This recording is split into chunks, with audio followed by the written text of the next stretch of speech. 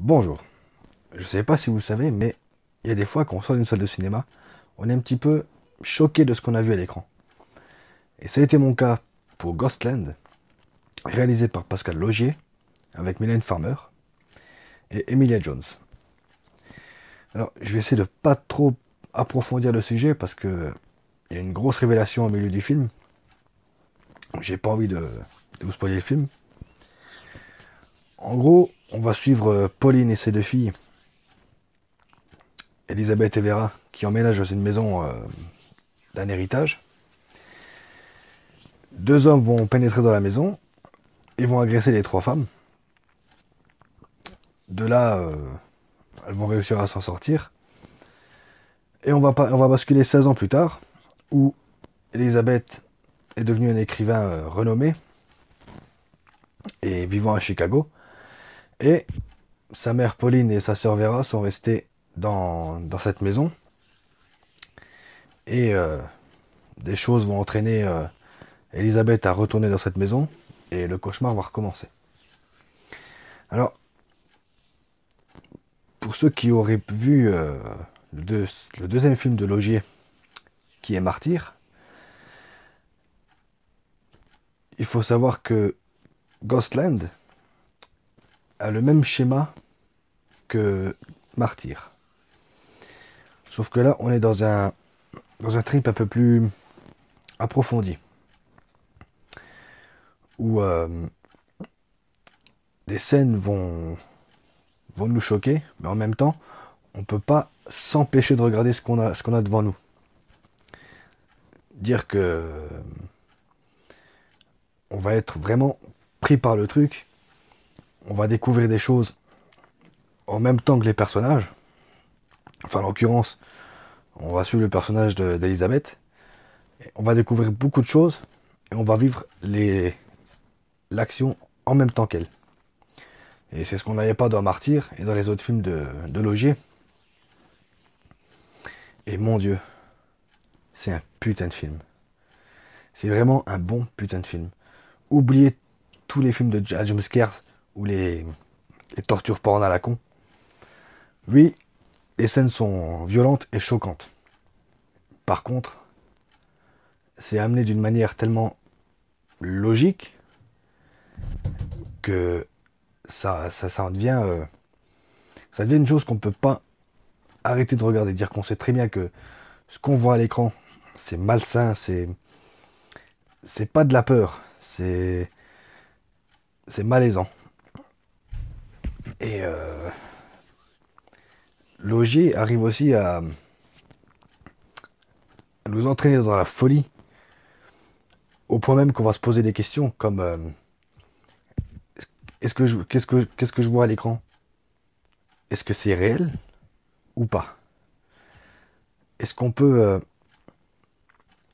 est-ce qu'on va pouvoir deviner les choses ou pas? Ou alors les découvrir en même temps que le personnage. C'est vraiment un film complexe. On peut pas trop développer dessus. Après, j'aime beaucoup Pascal Logier parce que c'est vraiment un réal qui reste dans les films à l'ancienne.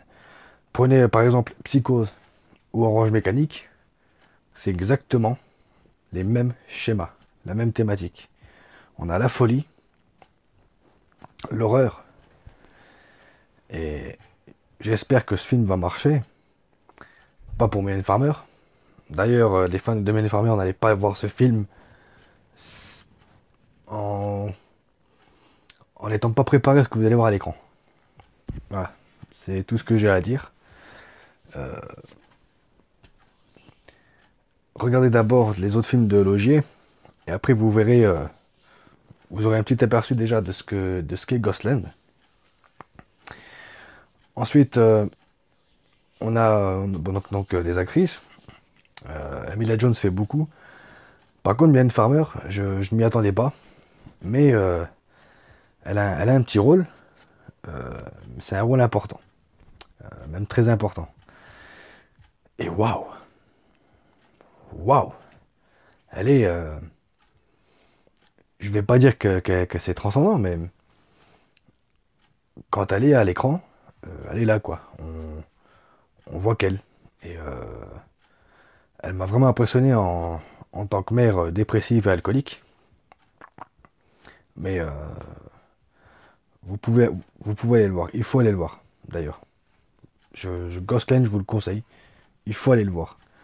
Euh, Après, oui, c'est malaisant, c'est choquant, mais c'est un film qui mérite d'être vu.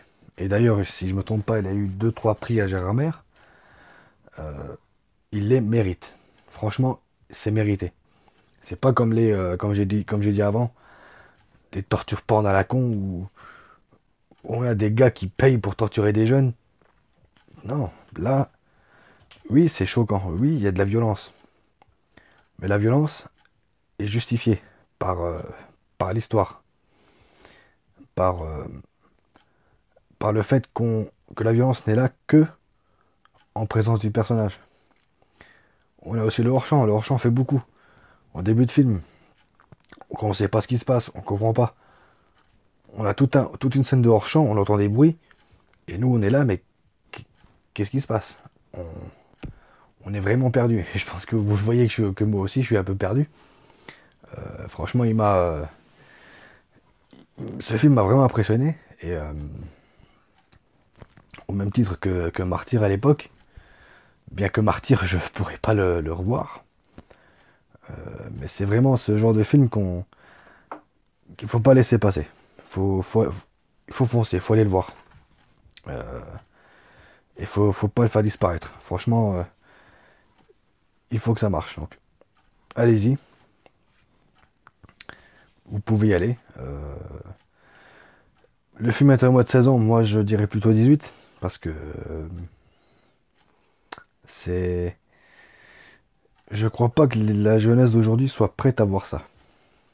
Donc, il y a 40 ans en arrière, oui, avec Massacre à la tronçonneuse, L'Exorciste, ce genre de choses, on est un peu dans le même trip.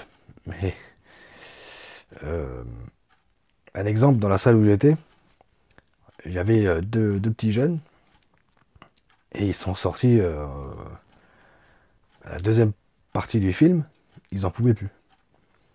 Donc voilà à quel point ce film peut choquer. Moi aussi, il y a une scène où je me disais, mais c'est quand que ça s'arrête? Dire que la scène fait quoi? Elle fait 1 minute 50, 2 minutes. Mais on a l'impression que ça fait bien 10 minutes. Mais non, faut y aller. Je peux pas trop développer. Allez le voir et vous comprendrez de quoi je parle. Donc voilà, c'était tout pour Ghostland. Je voulais pas trop approfondir. J'aurais pu, mais ça serait vous spoiler le film et j'ai pas envie de faire ça.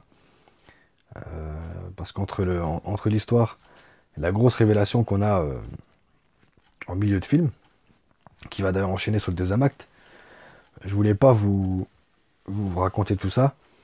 Juste vous donner mon ressenti, ce que le film m'a fait passer. Et voilà. Donc j'espère que ce film vous plaira. Allez le voir, n'hésitez pas. Quant à moi, je vous dis à bientôt. On se retrouve normalement demain. Allez au cinéma. Ciao.